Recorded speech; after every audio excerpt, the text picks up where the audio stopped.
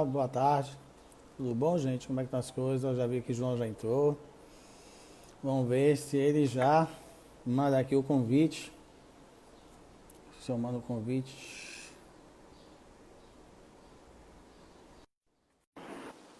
Olá, boa tarde. Esperando o João entrar. E aí, João, tudo jóia? Tudo bom? Vou lhe chamar de Piropo para não confundir, porque dois Joões. É, né? Tudo Tá jóia, e certo, você? Tá tudo me ouvindo jóia. bem? Tô ouvindo bem. Você me ouve bem? Sim, lhe ouço bem, sim. Ótimo. Para quem não conhece, o João foi meu aluno na Unijorge, né, João? Isso, E de daí, processo penal. processo penal. Rapaz, tem quanto tempo isso? Isso daí foi. Tem tempo, viu? Já deve ter. Eu tenho 6 anos de advocacia, então deve ter aí uns 9 anos que o senhor foi É. meu professor, por aí assim, Ah, rapaz, fico feliz. provavelmente. Rapaz, tô ficando velho, viu? Eu falei isso já na outra live. Mas cada vez que eu vejo um aluno meu com sucesso, eu fico alegre pelo sucesso, que eu pude contribuir um pouquinho pelo sucesso do aluno. E triste porque eu tô ficando velho. Não, mas isso aí faz parte da vida, não tem que ficar triste, É o não. jeito. Por isso que a gente não comemora o aniversário mais, né? Enfim, João vai falar de um tema assim bastante polêmico, né? Dentro da própria OAB, eu acho, acredito, que é a Sim, questão sim. dos prazos, né, processuais agora, no que se refere às resoluções do CNJ, fazendo um comparativo aí com o que dispõe o CPC, né? Sim. E assim, a tese dele é bastante interessante. Né, João? Só aqui, só antes de você começar a falar, só vou ambientar o pessoal.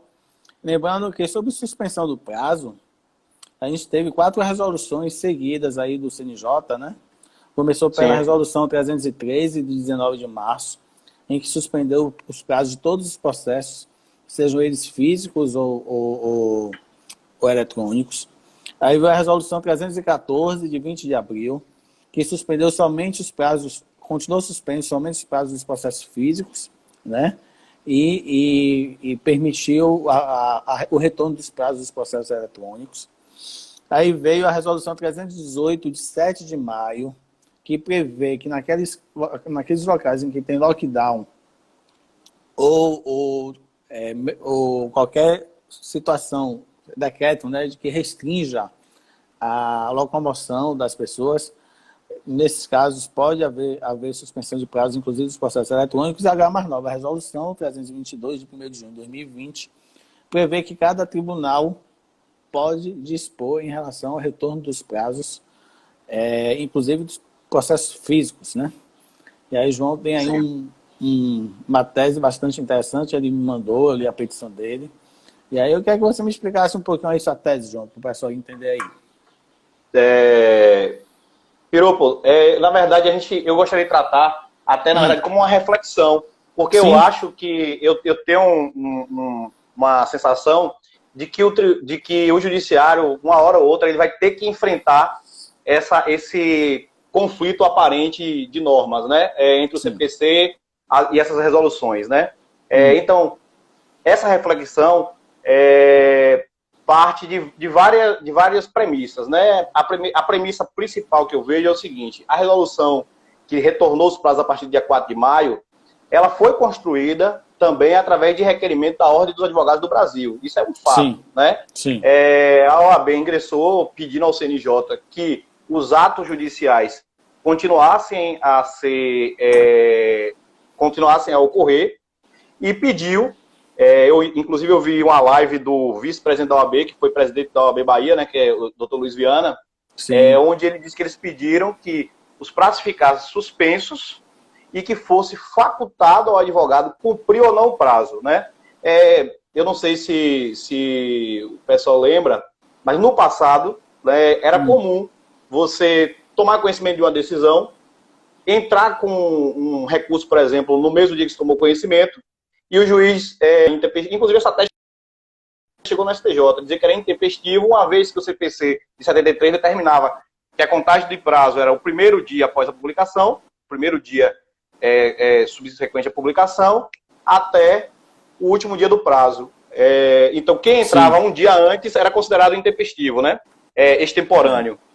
O novo CPC, eu não me recordo agora exatamente o artigo, mas ele tem um dispositivo claro sobre isso. Ele afasta essa possibilidade, né, de entender que um recurso ou um prazo cumprido antes do início do prazo seja considerado intempestivo, né, extemporâneo, como chamava no dia a dia do fórum. Então, com isso, o que é que ocorre? Embora a OAB tenha solicitado, né, o cumprimento facultativo dos prazos para evitar essa discussão de ser tempestivo ou não ser tempestivo, uma vez que, dizendo que está suspenso e você cumpre o suspenso, você estaria cumprindo antes do início do prazo, né? Sim. Então, se correria-se, a preocupação da OAB provavelmente era no sentido de que correria-se um risco de algum magistrado entender que esse prazo era intempestivo. Mas o próprio CPC traz dispositivo específico que não permite mais essa possibilidade, inclusive contrariando jurisprudência que já era dominante até mesmo no STF e no STJ, certo? Então, assim, qual é a grande questão qual é a grande reflexão que eu enxergo nessas situações? Primeiro, eu vejo aí com muita preocupação a questão da excludente de responsabilidade, que serve para todas as relações humanas e jurídicas, que é a questão do caso fortuito e força maior. Nós não estamos vivendo em normalidade, né? Sim. Eu também compreendo que tem que se refletir sobre as condições individuais de cada advogado. A gente sabe que o Brasil é um país muito injusto, né? E a gente tem advogados que não têm acesso a computador, acesso à internet, advogados que trabalham no fórum, advogados que não têm um espaço para trabalhar nem na sua casa e não tem um escritório, não tem nem sequer um computador, e eles trabalham no fórum. Então, assim, partindo dessas premissas, o primeiro ponto que eu vejo aí é a questão da competência jurisdicional. Ela é do Estado, seja estadual, seja federal, ela é do Estado. Quem deve assegurar a jurisdição, a funcionalidade da jurisdição, não é o advogado, nem é a parte. É o Estado, seja o Estado, seja a União ou a unidade federada, né?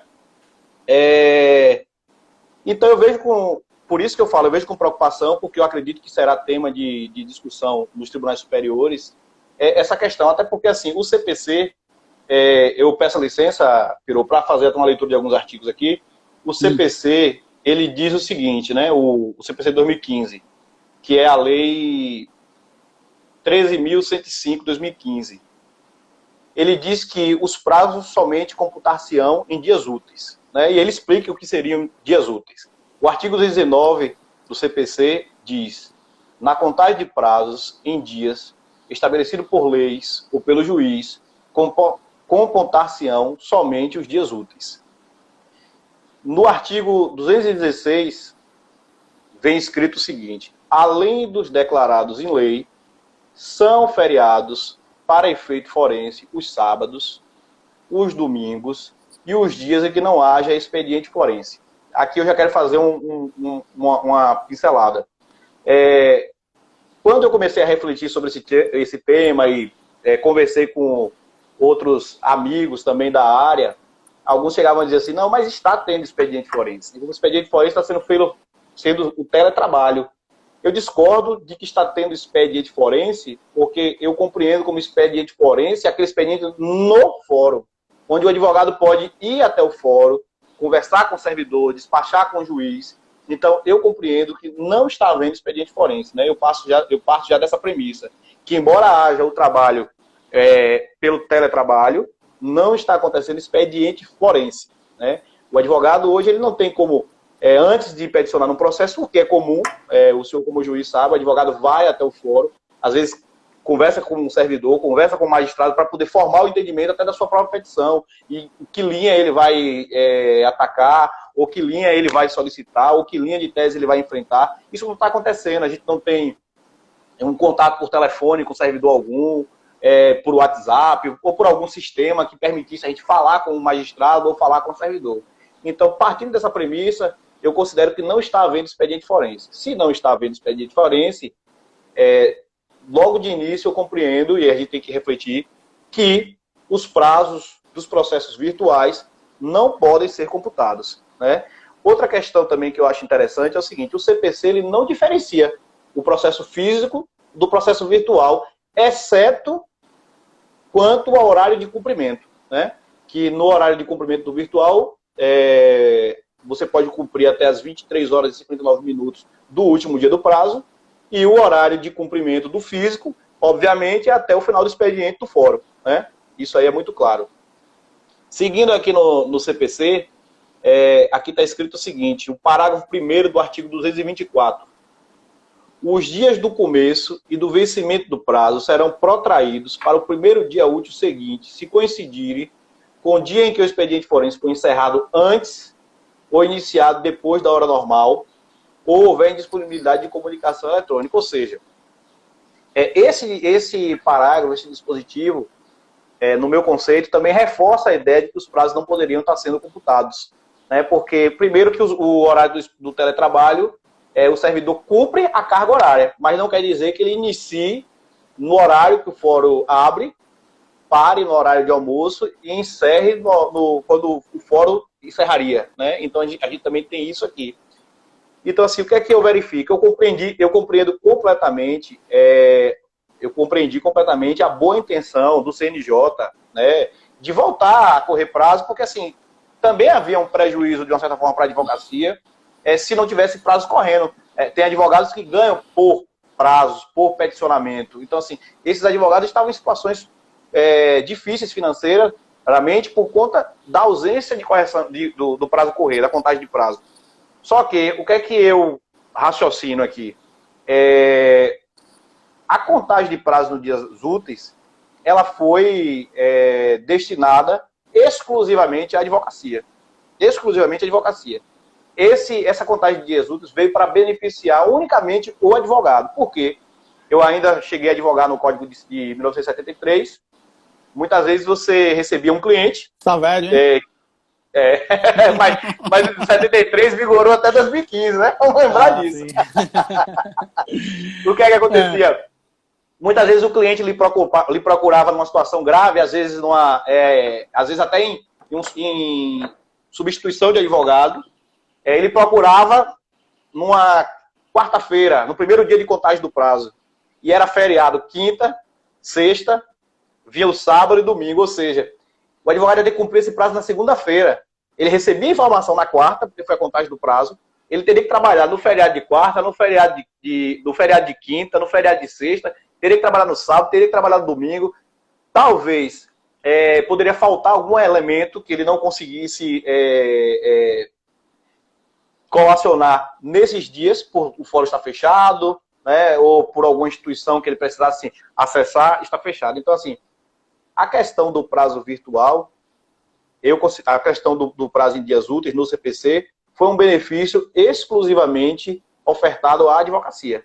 Um benefício, não, na verdade, tornou uma relação justa, né? Porque os membros do Poder Judiciário trabalhavam de segunda a sexta, mas os advogados continuavam trabalhando no final de semana, feriado, e assim, provavelmente quem estiver assistindo aí, a gente que advogou também antes do Código de 2015, lembra como era o desespero da gente um dia antes de feriado ou um dia antes de final de semana e o dia posterior. E quando era processo físico, pior ainda, você ia por fora e aquelas filas imensas para poder distribuir o protocolo. Então, assim, a primeira coisa que eu analiso é a quem, né, esse benefício veio. Outra questão que eu olho com grande preocupação é o seguinte, como isso eu considero que é um benefício, uma prerrogativa, ligada diretamente à prerrogativa do advogado, de não trabalhar mais finais de semana, em razão disso aí, eu entendo que a gente não pode mitigar essa questão de não estar os prazos correndo e você, por acaso, está tendo alguma perda financeira, como mitigar esse direito que foi conquistado depois de muitos anos, né? Aí eu vou dar um exemplo aqui, um exemplo bem esdrúxulo, mas para poder ficar fácil a compreensão. Vamos supor que eu esteja no último dia do prazo virtual. A legislação diz que se o fórum fechar antes ou depois, eu posso cumprir no outro dia, né? Eu chego no fórum meio-dia para pegar alguma informação. Os servidores me informam, o sistema está fora do ar aqui, no meu escritório, na minha residência, o sistema está funcionando. o sistema está fora do ar no fórum, caiu. Ou seja, vamos encerrar o expediente e retornamos amanhã. Pelo CPC, esse dia não seria contado como prazo. Mas depois dessa alteração, dessa modificação de entendimento de que prazos virtuais podem correr sem seguir essas regras, vai que o juiz interpreta que não, ele poderia cumprir, era um prazo virtual, ele poderia cumprir naquele dia. Imagine a situação do advogado, ele não cumpre porque ele está em atenção ao que determina o CPC, e o juiz, no dia seguinte, quando ele junta o prazo que pelo CPC era direito dele, diz que é intempestivo. Então, assim, tudo isso eu acho que tem que ser observado, eu acho que tem que ser analisado, e eu acredito, efetivamente, que será objeto de grande discussão jurídica dos tribunais superiores, porque terão diversas decisões. Terão juízes que seguirão exclusivamente o CPC, terão juízes que seguirão as resoluções, os decretos dos tribunais. Então, assim, a reflexão, Piropo, é nesse sentido. Não é crítica, até porque eu compreendi, né, a boa vontade do CNJ, porque também, imagine, todo mundo está tendo prejuízo nesse momento, quem não é do serviço público, o comércio está fechado, os advogados estão sem trabalhar, médicos, enfim, todo mundo está tendo algum tipo de prejuízo financeiro nesse momento. Então, assim, o CNJ, provavelmente, ouvindo a OAB, tentou minimizar esse prejuízo. Mas qual é a grande questão aqui que eu penso, né? Minimizar esse prejuízo financeiro em detrimento de uma possível perda de um direito que a gente adquiriu a duras penas, é essa preocupação que eu tenho. Então, assim, me parece, me alinhando inclusive com a postura inicial da ordem, pelo menos o que eu ouvi do vice-presidente nacional, me parece que o ideal seria que fosse facultativo ao advogado, cumprir ou não cumprir os prazos. Né? Fosse uma suspensão, não precisaria nem ter essa informação facultativa, uma vez que o CPC não permite mais que seja considerado intempestivo aquele prazo que é cumprido antes do início do prazo. Então, assim, a reflexão maior que eu faço é nesse sentido. Mas vamos conversar aí, tocar. Eu gostaria também de destacar aqui que, né, o senhor é professor, o fato da sua profissão ser juiz, talvez o que... Tá me ouvindo bem? Que o pessoal falou que tá sem áudio. Eu tô ouvindo bem. Vocês me ouvem, pessoal? Eu tô ouvindo. O pessoal escreveu aqui, mas sem áudio aqui. Aqui o William, né? O William falou. Eu tô ouvindo bem. Ouvi tudo. Eu também tô ouvindo muito bem. Alguém mais está sem ouvir? Sim, continue. Aí daqui a pouco alguém responde aí. Eu ainda não conheço, na verdade, né, o seu posicionamento. A gente não fez nada programado, a gente não se ligou para poder arrumar como seria. Até tentou saber do meu posicionamento, eu não falei não. Pois é, justamente. Então, assim, uma coisa que eu até me colocando aqui no seu lugar, né? O senhor como juiz, lá no fórum, o senhor toma suas decisões de acordo com o seu livre convencimento. Aqui, que é uma live acadêmica, doutrinária, o senhor pode, inclusive, ter um raciocínio até um pouco também diferente, uma reflexão diferente das decisões que o senhor der lá no fórum, né? Então, eu acho importante fazer esse corte, né? Eu acho importante esse corte. E assim, eu vou ser sincero com você, viu, João? Eu não falei meu posicionamento para você, até para te deixar mais à vontade para você expor o seu. Tá?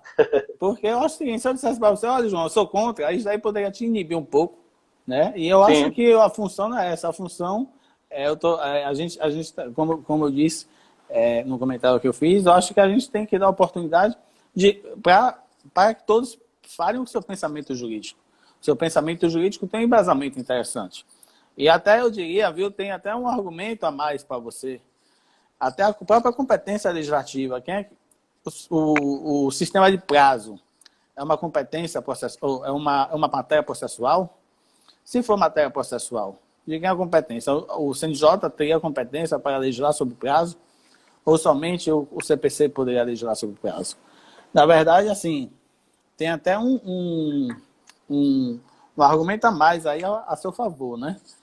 Eu particularmente, eu penso que, como você falou aí, o Código de Processo Civil não faz distinção entre prazo para os processos físicos e prazo para o processo eletrônico. Nosso Código é de 2015. Em 2015 ainda acho que estava engateando aí os processos eletrônicos. Eu acredito que ele já nasceu velho, né? Sim. Porque ele não conseguiu antever o futuro do que realmente poderia vir a acontecer. Como está acontecendo?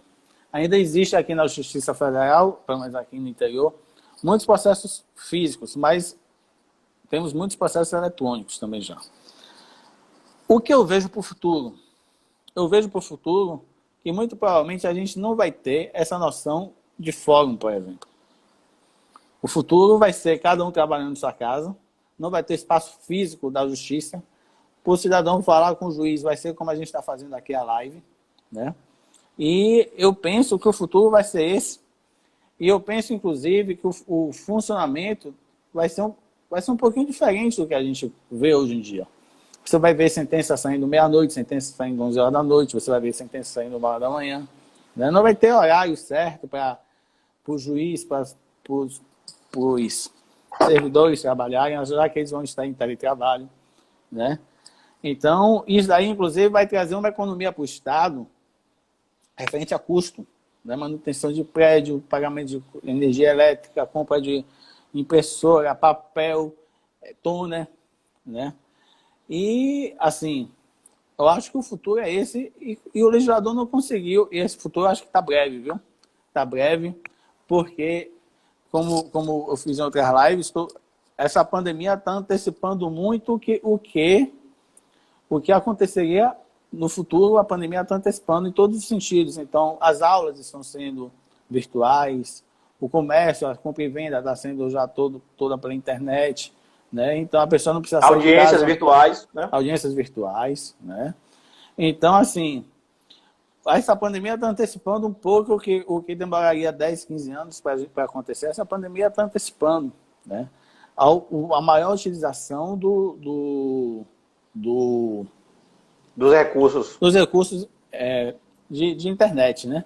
E nessa toada daí, eu penso, não dia nem no futuro, eu penso que hoje a internet já é um serviço essencial, como água, energia, né? Por quê? Uhum. Porque muitas vezes a internet a gente não consegue trabalhar. É um negócio complicado. Concordo com você que tem advogados que não têm acesso à internet. Essa é uma realidade, infelizmente. Mas a internet hoje eu já considero um bem essencial, né? Porque sem internet muitas vezes a gente não consegue trabalhar. Né? Imagine aí, nos dias de hoje aí, com essa pandemia, aulas por internet. Eu continuo professor e minhas aulas foram todas online, né? Audiências por internet, como você falou. Ou seja, é uma realidade que mais cedo ou mais tarde a legislação vai ter que se adaptar a isso e vai ter que adotar o caminho. O Anísio foi meu colega de faculdade. Ele é velho igual a mim. Ele vai ter que adotar aí o caminho. Ele sugeriu o caminho misto. Mas esse caminho misto vai ser uma transição para o caminho totalmente virtual. Eu, particularmente, em relação aos prazos, eu acho o seguinte: essa suspensão, concordo com você, a favor, é um benefício do advogado. Né? Então, eu, particularmente, o que está acontecendo na prática? Aí a gente está dando risada. Na prática, na prática, como é que eu faço? Eu considero um benefício para o advogado. Então, se o advogado, de livre e espontânea vontade, peticiona no processo, não vai ser eu que vou deixar o processo lá parado porque o prazo não passou. Sim. E pelo que me pareça, tem um processo que está andando mais rápido, viu? Nesse período daí, pelo menos na Justiça Federal aqui em Paulo Afonso, porque os procuradores federais estão em teletrabalho e parece que eles estão trabalhando mais dentro de casa do que se tivesse na procuradoria. Rapaz, tem processo que a contestação chega no primeiro, no segundo dia do prazo, o que facilita o andamento do processo. Então, concordo com você que tem muito advogado que não tem acesso à internet. Né? Eu, particularmente, como juiz, eu faculto, eu não torno como obrigação, eu faculto a audiência por videoconferência. Né? E quem trabalha aqui em Paulo Afonso sabe que eu faço isso, e se a parte solicitar o adiamento da audiência, eu adio, até porque muitas vezes essas audiências são de pessoas pobres, né, que precisam do benefício previdenciário e moram na zona rural. Então, eu faculto, então seria mais ou menos o sistema misto lá do Anísio. E quando eu voltar, eu vou fazer a mesma coisa, eu vou facultar a videoconferência, e se a parte optar pela presença física, eu optarei. Não sei se você viu a mudança na lei do juizado. Sim. A mudança da lei do juizado, inclusive, dá uma impressão, pela primeira leitura, que ela impõe a audiência por videoconferência. Sim, Na primeira sim. leitura, né? Agora, um problema porque ali ele fala, se não me engano, da audiência de conciliação. Como eu lhe falei, né? Eu acho que, na verdade, desculpa um corte aqui.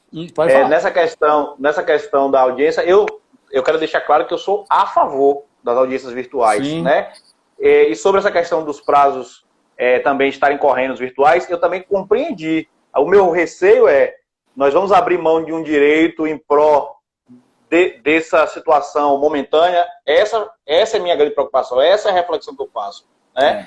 Eu estou cumprindo os prazos, para mim está ótimo, eu tenho meu próprio escritório, meus clientes são empresas, então assim, fazer os prazos andarem para o meu escritório, pessoalmente, particularmente, é interessante, entendeu? Uhum. Mas a questão aqui é mais doutrinária, é mais acadêmica. Isso, para a advocacia, essa que é a reflexão. Se abrir mão desse direito em prol disso aqui, para a advocacia, isso é interessante? Só isso. Não. Sobre a questão da audiência virtual do juizado especificamente, eu sempre achei interessante, até porque eu advogo em juizado. E assim, o que acontece? Vamos supor, eu estou com um cliente contra um grande banco. O banco, o advogado que vai lá representar o banco, o preposto que vai representar, vai engessado. Se tiver a proposta de acordo, ele podia juntar uma petição dizendo se tem a proposta de acordo, se não tem. Quer dizer, se não for feita, embora na Lei 9.099, a regra é que a audiência do juizado ela seja una. Mas assim, a gente sabe que é fracionada em sessões, né? Sessão de conciliação, sessão de instrução, enfim. Mas partindo dessa premissa, eu me vi em várias situações que eu tinha que, no meio do meu dia, aqui eu moro em Salvador, você morou aqui, você sabe o trânsito como é. Pegar no meio do meu dia, sair às vezes 1 hora antes para uma audiência, 1h30 antes para uma audiência, chegar na audiência com o cliente, que também parou algum compromisso, entrar na audiência e falar, tem proposta de acordo? Não. Tchau. Tipo, 5 minutos. Então, se o próprio cliente não compreendia, né? Porque o cliente, na condição de leigo, natural, não é uma crítica isso, vê filme, né? E espera que a audiência seja aquele show dos filmes, né? E aquelas audiências penais, na verdade. Então, assim, há muito tempo que eu venho falando que no juizado já se poderia tanto questionar, né? Já que a audiência ela é fracionada. Eu vi uma crítica aqui no TJBA, da juíza coordenadora. Uma juíza estava aqui na Bahia intimando as partes para dizer se tinha conciliação. Quem não tinha conciliação, autos conclusos para sentença. Matéria de direito, que não dependia de instrução. Autos conclusos para sentença. Só que a coordenação dos juizados recomendou à magistrada que não fizesse isso, porque, segundo a coordenação dos juizados, a audiência no juizado é a regra.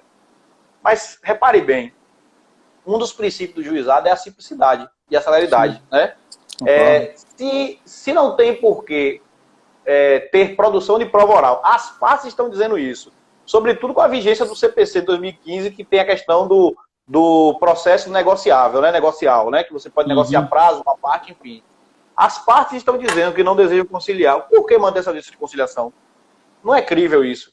Então, assim, sobre a audiência virtual, eu sou a favor demais, né? Por conta disso. Agora, eu tenho uma preocupação quanto à audiência de instrução. Embora essa preocupação, como estudante de direito, que nós não deixamos de estudante de direito nunca, essa preocupação contraria os princípios que a gente mesmo estuda. Porque o princípio basilar da sociedade e da Constituição é o princípio da boa-fé, né? A gente tem que presumir a boa-fé e não a má-fé. Então, assim, quando há uma preocupação que eu tenho, deixar isso claro, há uma preocupação da audiência de instrução acontecer de maneira virtual, eu acabo presumindo um pouco a má-fé.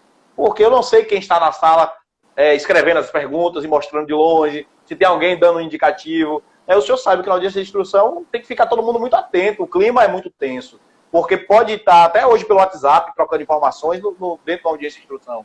Então, assim, como implementar a audiência de instrução de maneira virtual? Infelizmente, eu não consigo ver, embora, volto a dizer, eu esteja aqui presumindo má fé. Porque o que vai acontecer? A audiência de instrução virtual, ela pode acarretar diversos requerimentos de nulidades futuras, né? Era só esse corte mesmo, meu amigo. Então, você fez um caso falando um bocado de coisa e aí vamos por partes. Em relação ao seu temor, eu acho que essas resoluções aí do CNJ, com o retorno da vida ao normal, elas vão perder eficácia. E o CNJ foi instado a fazer isso, eu acredito, em razão de, como você falou aí, a gente está vivendo uma situação que a gente nunca viveu antes, né? E Sim. ele teve que se antecipar ao Poder Legislativo, porque, infelizmente, como eu sempre falo, o que é que vem primeiro, os fatos ou a lei? Sempre vem os fatos. E se a gente dependesse, às vezes, de uma edição de uma lei pelo Poder Legislativo, sem qualquer crítica que é o Poder Legislativo nosso, possivelmente essa lei poderia demorar e, quando fosse aprovada, já não tivesse mais sentido, né? Então, assim, eu penso que, como você falou aí, o CNJ veio para poder fazer algum regulamento nesse período de pandemia que a gente está vivendo. Tanto é verdade, viu, João, que se a gente reparar, que periodicamente o CNJ está ajustando os prazos, né? Então, a mudança está sendo tão rápida, isso aí exige uma mudança normativa em relação aos prazos, que eu acho que seria até impossível para o legislador, como o legislador não tem como prever o futuro, seria até impossível o legislador fazer uma legislação tão rápida, própria para aqueles 10, 15 dias que a gente está vivendo. A gente está vivendo a cada 10 dias, 15 dias, tem uma resolução diferente, tem um decreto do prefeito diferente, tem um decreto do governador diferente, né? Então, assim, a gente está vivendo um clima de incerteza que a gente vive cada dia e cada momento. Agora, realmente, como você falou, abriu um precedente, né?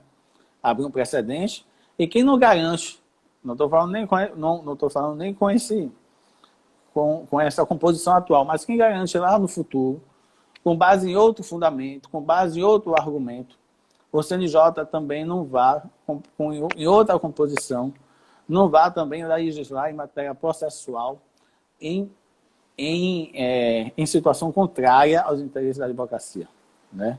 Realmente abriu um precedente. Aí daí a gente tem que falar.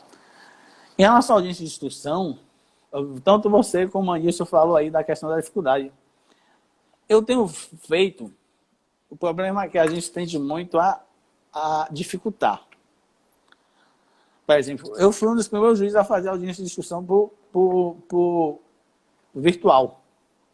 E assim, eu pensei, primeiro, qual é o sistema que eu sei usar? Existem hoje tantos sistemas, Zoom, Microsoft Teams, mas o que eu sei usar é o WhatsApp. E qual é a ferramenta que hoje qualquer um tem à sua disposição? É o WhatsApp, né? Sim. Então, o que é que eu faço a chamada de videoconferência aqui, chamo 1, 2, 3, 4, e ficam 4 pessoas aqui na tela, cada um em sua casa, cada um em sua residência, a gente consegue fazer a instrução e está aqui, a gente conversando aqui, né? Então, pode até haver um problema, como você falou aí, mas as que eu fiz até agora foi tudo tranquilo. Sim. E todas as audiências que eu fiz foi com como eu sempre falo, foi com o consentimento do advogado e das partes, né? E fiz, inclusive, a audiência de instrução de improbidade administrativa e a audiência de instrução criminal. Eu fiz 2 instruções criminais completas. Claro, aqui é a essência do advogado e do MPF. Eu não sei se você já chegou a fazer alguma audiência de instrução, mas pelo que parece, a audiência de instrução no videoconferência assim, dá mais trabalho do que presencial. O juiz tem que ter muito mais cuidado com a audiência do que quando é presencial. Então, demora mais. Mas os advogados que fizeram audiência de instrução comigo, assim, virtual, graças a Deus não tive problema e todos gostaram, e tanto é que depois o pessoal pediu para fazer virtual mesmo, viu? Em relação à conciliação do juizado, a Justiça Federal tem uma peculiaridade, né? Os órgãos públicos federais, quase nenhum faz acordo e quando fazem é posterior à instrução. Então, aqui em Paulo Afonso, por exemplo, a gente tem 15 mil processos, uma distribuição anual de 7 a 9 mil processos. Se a gente fosse fazer audiência de conciliação em todos os processos, mesmo de juizado, o processo ia ter basicamente uma etapa inútil. Eu sou a favor da conciliação. Mas o que é que eu faço? Aqueles processos que não tem necessidade de instrução, mesmo de juizado, eu Petição inicial, contestação, sentença. No caso do juizado federal tem essa vantagem de ter a legislação própria, né? E naqueles casos que tem audiência de conciliação, eu já marco a audiência de conciliação, instrução e julgamento, mesmo nos processos de vaga, né? Porque no CPC diz que você tem que marcar a audiência de conciliação primeiro, depois é que vai começar o prazo da contestação. Mas aqui a gente meio que passa por cima, e isso aí não tem reclamação de nenhuma das partes, nem da parte autora, nem da União, do INSS, de quem for, porque realmente a gente sabe que se a gente for marcar a audiência de conciliação nesses processos, vai ser só uma fase inútil, que basicamente vai ser aquilo lá que você falou. A pessoa vai para a audiência e diz não, e aí vai começar a contar a contestação somente a partir dali, a partir de um ato que basicamente é inútil, né? E só falando da reforçando aí que você disse, que essa suspensão do prazo em favor da advocacia, até te disse, né? O CNJ deu uma decisão nesse sentido, né? Sim. E foi até um pedido da OAB. Sim. Na verdade, a gente viu essa semana 2 decisões do CNJ, né? Uma daqui, da Bahia, né? Do magistrado trabalhista, que inclusive era em situações, inclusive, de audiência, né? Ele não facultava, era obrigatório, decretava revelia, o processo trabalhista, se o autor não vai, arquivava o processo. Todas as penalidades da ausência do autor e do réu, ele estava aplicando. Né? Ele não levava em consideração a possibilidade do advogado à parte tentar ingressar e não conseguir, porque a gente pode estar falando aqui agora e a internet cair. Sim. Né? E a pessoa não conseguir mais retomar e vai sofrer uma punição em razão disso. Não pode, sobretudo por conta dos princípios basilares das relações jurídicas, né? Que é a questão do caso fortuito e força maior. Você está exonerado de cumprir alguma coisa quando acontece uma dessas duas situações. Você está aqui online, fazendo uma audiência. Cai a internet, não é culpa sua. Você não pode responder por esse ato. Sim. E a segunda? A segunda decisão foi a de Brasília. Foi a Brasília. Vamos lá, prova oral, rapaz. A de Brasília constou, inclusive, é isso que o senhor está falando, constou essa informação de quem é esse benefício, né? Do advogado, ou seja, foi até do TRT também, foi do ABDF contra o TRT da 10ª região, que é Brasília, e aí eles decidiram que essa suspensão do prazo não é o magistrado que decide. Basta o advogado pedir, né? Porque a própria resolução 314, que foi a segunda, que abriu o prazo do processo eletrônico... A partir de 4 de maio. Consta lá que o advogado, caso não tenha condições de atuar no processo eletrônico, ele pode informar o juízo e o prazo vai ficar suspenso. Quer dizer, a regra é o prazo tramitar no processo eletrônico, mas não é absoluta. Permite que o advogado peça a suspensão. E aí o CNJ entendeu, e eu acho de forma correta, que essa suspensão do prazo é em benefício do advogado, não cabe ao juiz decidir. O CNJ chega a dizer, inclusive, se não me engano, que basta o advogado peticionar, dizendo que não tem condições de atuar no processo eletrônico, que automaticamente considera o prazo suspenso. Não precisa sequer o juiz deferir ou interferir. É automático. Sim. E aí, vai na linha do que você disse. Uhum. E eu, na verdade, é como você falou aí também, né? Nós estamos vivendo um momento de tentativas, né? Toda semana as coisas vão mudando, vão evoluindo, vão mudando. Por isso que é o que eu falei aqui no início, né? Dessa discussão nossa, desse bate-papo. Aqui, da minha parte, e com certeza da sua parte, a gente não está aqui para criticar determinação de tribunal algum, ou do CNJ, ou posicionamento de algum magistrado, ou posicionamento de algum advogado, ou posicionamento de algum membro do Ministério Público. A ideia é refletir nessa evolução, poder, de alguma forma, contribuir também nessa reflexão. Nessa questão específica aí, eu encontro, eu vislumbro uma situação que você acaba, como eu posso dizer assim, é como se fosse uma pedra no meio do caminho. Vou lhe explicar o porquê. Imagine, a resolução do CNJ diz, basta o advogado peticionar dizendo que não tem condições de cumprir o prazo. Aí a gente volta para aquela questão. Mas para ele peticionar, ele tem que acessar o sistema virtual, né? Então, assim, se a impossibilidade de cumprir o prazo for justamente a impossibilidade de acessar o sistema virtual, como é que ele vai conseguir peticionar para dizer que não vai cumprir o prazo? Compreende, Piropo? Por isso que eu acho que, de fato, deveria ser, olha, os prazos estão suspensos, mas os atos processuais estão andando, né? Estão andando. Vocês podem, não precisaria dizer, porque o CPC já tem, mas para reforçar, vocês podem, na condição de advogado do Ministério Público, praticar também os atos que competem a vocês. E, por exemplo, se o ato for perfeito, o juiz dá seguimento. Um exemplo, sai uma sentença nesse período de suspensão. A parte entra com apelação, uma parte perdedora entra com apelação. A outra parte entra com contrarrazões, está tudo pronto e acabado, não tem por que ficar aguardando, o processo pode seguir. Aí sai a sentença, uma parte entra com apelação, a outra não entra com as contrarrazões, não pode prejudicar. Claro, contrarrazões quase nunca prejudica, mas não poderia prejudicar a parte por não ter juntado as contrarrazões. É ela que juntasse após. Obviamente que essa suspensão também de uma forma prolongada não é interessante para o advogado que tem acesso, dizer, como está suspenso, eu não vou fazer.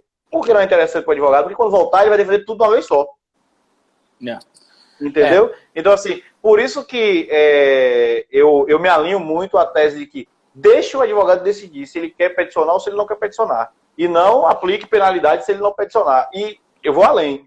Não necessitaria nem que ele informasse no processo que ele não tem condições de peticionar. Porque se ele acessou para peticionar, ele acessaria para cumprir o prazo. Compreende? Lembro, João, que, por exemplo, nesse período aí, pelo próprio ato do CNJ, a gente está trabalhando no sistema de plantão ordinário e plantão extraordinário, né? Sim. Então, assim, eu acho até que o CNJ não precisava instituir esse sistema de plantão, né? Porque dá a entender que realmente a gente não está em funcionamento e vai na linha aí do que você falou. Quando, na verdade, a gente está em pleno funcionamento, está trabalhando home office, né? E muitas empresas estão se adaptando a isso, né? Então, assim, realmente, quando fala em plantão, dá a entender que a justiça está fechada. E a justiça não está fechada, a justiça está funcionando. Mas vamos lá, o que tá fechado é o atendimento externo. E muitas vezes não tem funcionamento interno dentro do fórum, mas a gente está trabalhando dentro de casa. Mas vamos lá, indo aí na linha do que você estava dizendo, né? Quando saiu essa resolução do CNJ, a gente foi obrigado a fornecer telefone e e-mail de contato às vagas. Sim. Sei que muitas vezes esse contato telefônico, às vezes porque dá problema na linha, ou até por e-mail, ele se torna falho. Mas a rigor, em tese, o que é que poderia acontecer? Não sei se você vai concordar comigo, mas aquele advogado que não conseguir peticionar no processo, ele eventualmente pode ligar para a vara e pedir para certificar isso no processo eletrônico, né? E a partir do momento que isso daí ficar certificado, o prazo dele ficaria suspenso.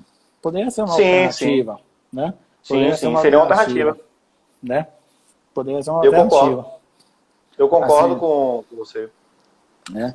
Mas eu penso que o futuro, a gente vai ter que alterar de novo, pelo menos em relação aos processos virtuais, a gente vai ter que alterar de novo o nosso CPC, né?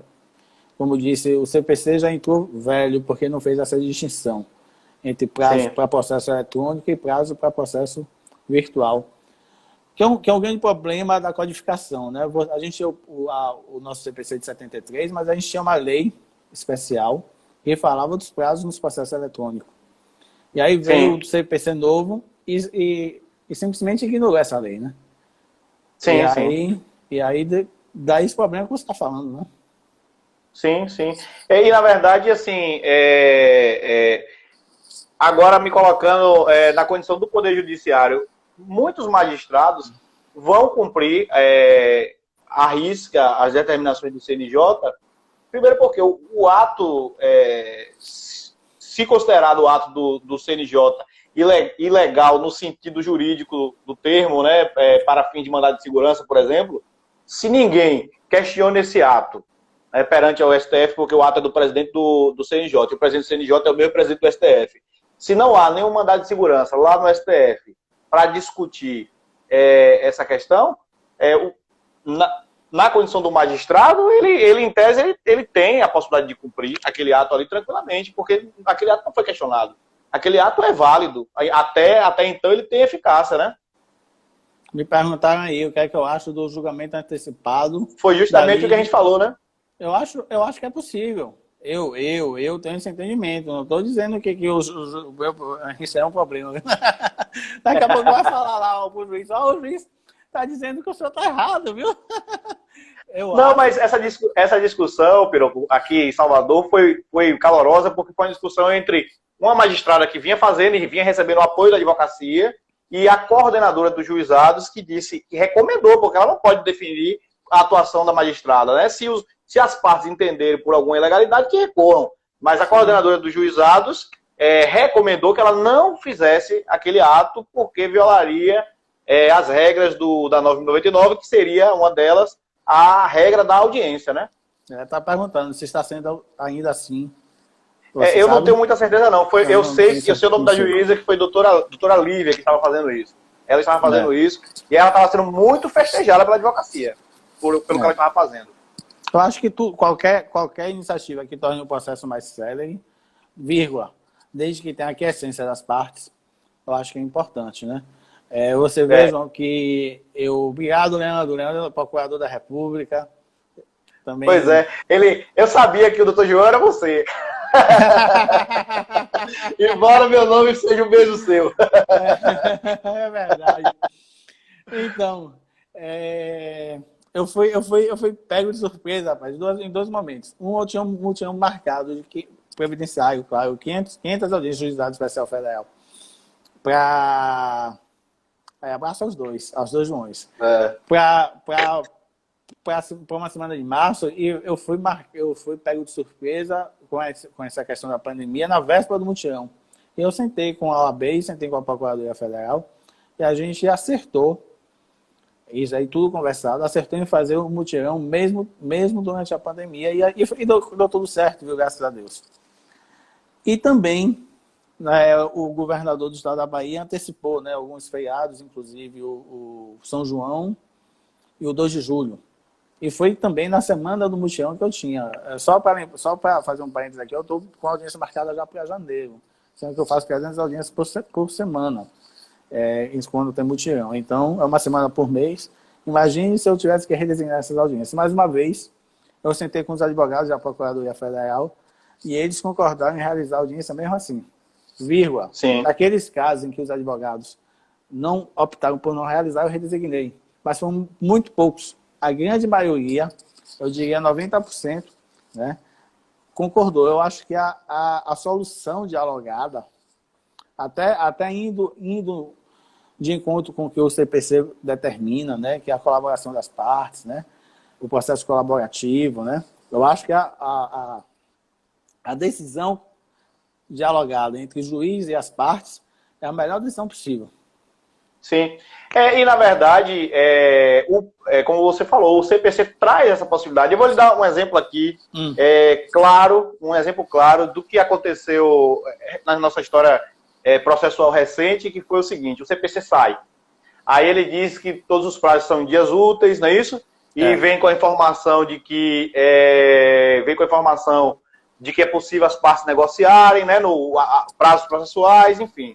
Ele deu um pouco de autonomia às partes, porque tem essa visão de conciliar, essa visão de que as partes são, de fato, os protagonistas do processo, e não o Poder Judiciário, mas sim as partes. Então, o que acontece?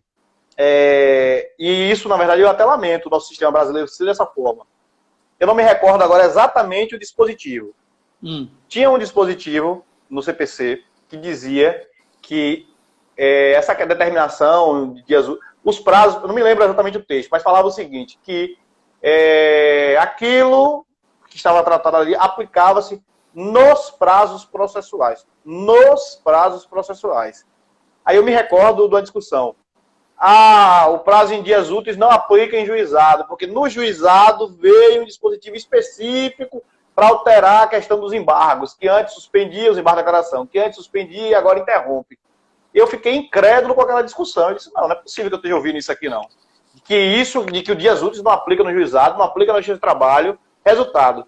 Houve essa discussão que, na minha visão, não deveria ter ocorrido, porque o CPC dizia que aplica-se aos prazos processuais e a 9.099, a lei do juizado a lei dos juizados especiais estadual e a lei dos juizados especiais federais, ela é uma lei processual, então, obviamente, se aplica, né? As questões de direito do trabalho também são processuais, embora não tenham um código de processo de trabalho, mas são processuais. Então, assim, para mim era muito óbvio que aplicava em juizado, aplicava na justiça de trabalho, que não tinha por que discutir isso. Mas a discussão foi tão acalorada que foi preciso, imagine, a OAB provocar o legislativo para que tivesse uma legislação específica para o juizado. Aí veio uma lei de um artigo, incluindo o artigo 12A na 9.099, dizendo os prazos ocorrem em dias, só tem escrito isso. Não tem toda essa explicação que o novo CPC traz. Os prazos em juizados só ocorrerão em dias úteis. É assim, a gente acaba, nós, isso aqui eu estou me colocando no pacote, nós que estamos construindo o Poder Judiciário nesse momento, a gente acaba fazendo com que a nossa própria legislação se torne muito densa. Porque a gente entra em discussões que não deveriam entrar. Porque o CPC é muito objetivo. Mas isso aí faz parte, viu? Sim. O direito é assim, o direito é assim. Por exemplo, nessa questão daí, eu tinha entendimento. Essa questão daí, eu tinha entendimento de que não é bem igual ao seu, mas o meu entendimento a lei do juizado é uma lei especial em relação ao CPC e, portanto, em razão, inclusive, dos princípios da simplicidade, informalidade, que deveria tramitar em dias prazo corridos. E aí veio uma resolução da COGEF, que é a nossa Coordenação dos Juizados Especiais Federais, inclusive antes da lei, e recomendou, já que não pode determinar, recomendou que fosse contado em dias úteis, e a partir daí comecei a contar em dias úteis. Mas, assim, foi por uma questão mais de lei especial prevalecer sobre lei geral, mas eu entendo perfeitamente o seu lado, né? Como você falou, muitas vezes o advogado precisava trabalhar no fim de semana, feriado, para poder cumprir prazo, né? Quer dizer, eu já fiz muito, quer dizer, na verdade, continuo fazendo, né? Continuo fazendo, mas aí agora é por opção, né? Antigamente eu fazia por obrigação, né? Eu não sei se o senhor chegou a advogar, né? Eu não sei se todos que estão assistindo aqui sabem da sua história de concurso, né? Que o senhor, onde eu vou, eu comento quando alguém fala de concurso, eu falo, rapaz, procura o Instagram aqui de João Paulo Piropo, ele é um juiz federal hoje, mas ele já fez tanta coisa. Eu digo assim, ele já fez tanta coisa que eu não sei mais nem dizer, mas eu me lembro dos casos da faculdade que o senhor contava, promotor de Sergipe, delegado da Polícia Federal, eu não me recordo se o senhor já passou na AGU também, salvo engano. Passei na AGU, passei na Então, assim... Então, assim, tem essas questões. Sobre especificamente esse tema, Piropo, tem um meme do Instagram que chama Meme Jurídico BR, que eu salvei porque é muito engraçado, eu não sei se você já viu. Ele escreveu assim, da tempestividade. Aí o texto seria o seguinte, ele sugeriria que os advogados colocassem esse texto. Considerando a pandemia Covid-19, o famoso coronavírus, os prazos foram suspensos. Voltaram a fluir. Pararam. Voltaram a fluir. Pararam. E voltaram a correr, desta vez, ao mesmo tempo. Física e PJE. Depois pararam. Só onde havia lockdown. É assim que escreve? E agora não sei mais. Espero que esteja dentro do prazo. Vejo que só correm dias úteis e não houve muitos. Pugna pelo reconhecimento da tempestividade e que ninguém vai fazer as contas. Assim, infelizmente, a realidade da advocacia hoje é essa. Certeza, né? Eu sinto falta de ter algo específico. E aí aqui eu acho que se tiver na OAB, na minha visão, não é muito bem divulgado e também não é uma crítica, é uma sugestão. Se houver, eu acho que deveria ser mais divulgado. Quem deveria estar concentrando essas informações para a advocacia é a OAB.